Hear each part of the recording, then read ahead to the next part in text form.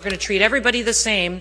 Regardless of who they are, the laws will apply equally, and we will have the scales of justice back in place, but also understands that this may be difficult for some families, that families will be impacted.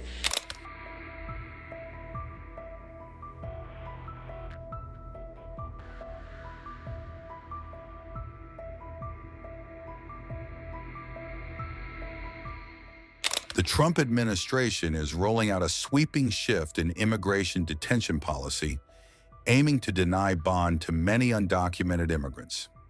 A new ICE memo directs officers to keep immigrants who cross the border illegally in custody during removal proceedings. This change could impact millions of undocumented migrants and dramatically expand the number of people in detention. ICE officers were told to treat certain immigration laws as prohibiting release, even before a court rules on a case. Under this guidance, undocumented immigrants could be jailed for months or even years while their deportation cases move through the courts.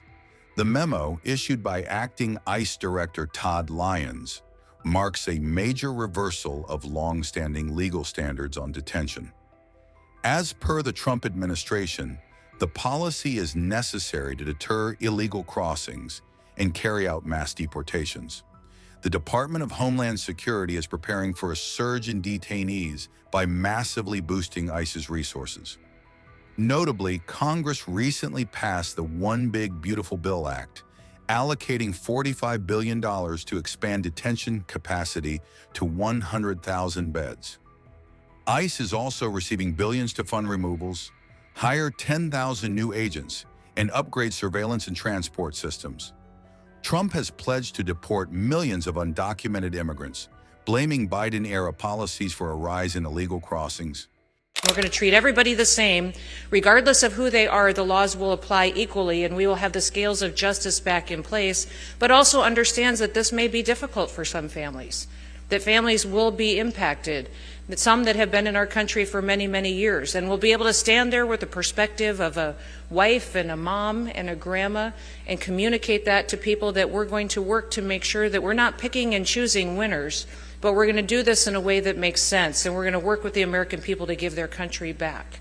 I'm thankful he trusted me with that, and the mission of this department is to protect the country and to secure it within its borders and the homeland with integrity and with honesty. And what that means is we're going to be transparent. We're going to talk to you different than we ever have before. We're going to be more accountable. When you say things to me, we're going to run the traps on it and make sure you're telling me the truth. We're going to evaluate your contracts. We're going to make sure you're not taking more money of the taxpayers that isn't supposed to be spent, but that it's going to be deployed in a much more efficient way, and it's going to benefit the men and women who are on the front lines, and that we're going to have their backs finally. We're letting them do their jobs. And what I'd like to do is have every law enforcement officer in this room stand up. CBP, ICE, HSI, Coast Guard, law enforcement, federal, local, and state, stand up and let us give you a round of applause and thank you for all that you've done to protect our country.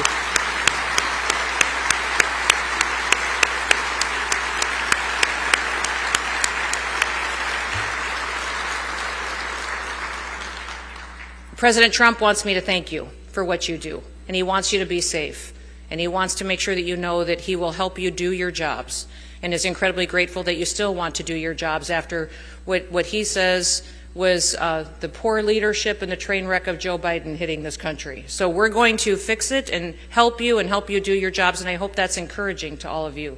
During one of my trips down to the border, when I was still serving as governor, I remember one of our Border Patrol officers and agents saying to me, listen, there's just no consequences for crossing our border. And without consequences, there is no enforcement and there is no law. The law doesn't matter. And that impacted me in such a way that it affects every way that I do this job today. There has to be consequences for breaking our laws. And there has to be consequences, and there has to be enforcement and prosecution. We are going to use every single tool that we have, and I'll run through a couple of those tools that I think are going to change the way that we operate in this country, and that it'll be ways that industry can partner with us. We're using new technologies in ways that we never have before.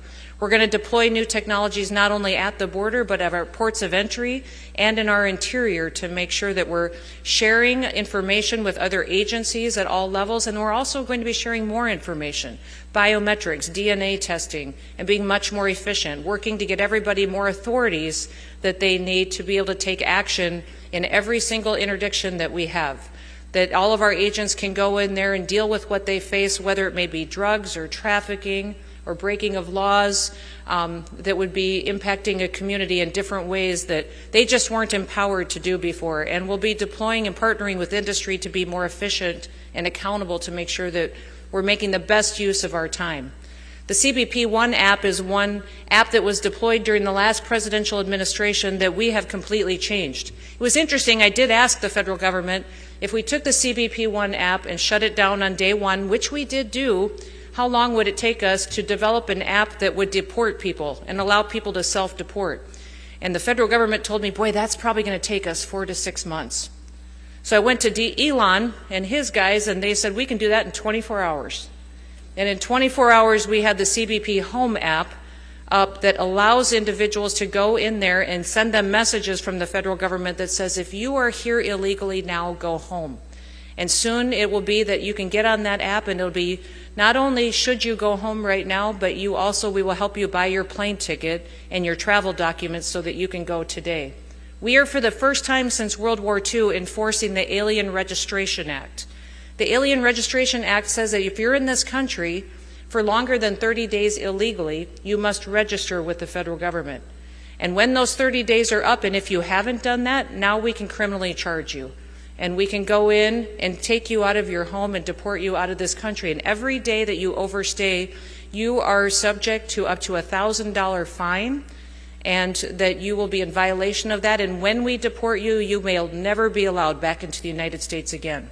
But if you self-deport, and if you leave now and you use that app and you work with us to take you home, you may get the chance to come back and avoid those fines. If you think about people that have been in this country for years, that could be financially devastating to them with those fines and consequences. And that is why we are encouraging people to make sure that we're sending the message out that they need to register, self-deport, and get the opportunity to come back again.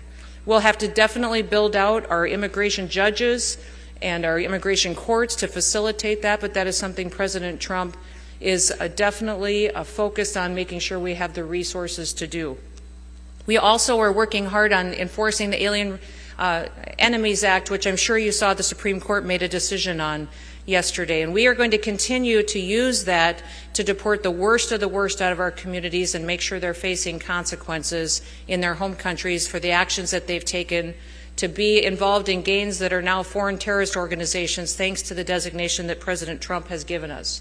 We'll continue to go after those with final removal orders and make sure that they are taken out and flown out of this country. And I'm so thankful to our fantastic Secretary of State, Marco Rubio, who has facilitated this with dozens of countries and making sure we have the travel documents we need to get people home.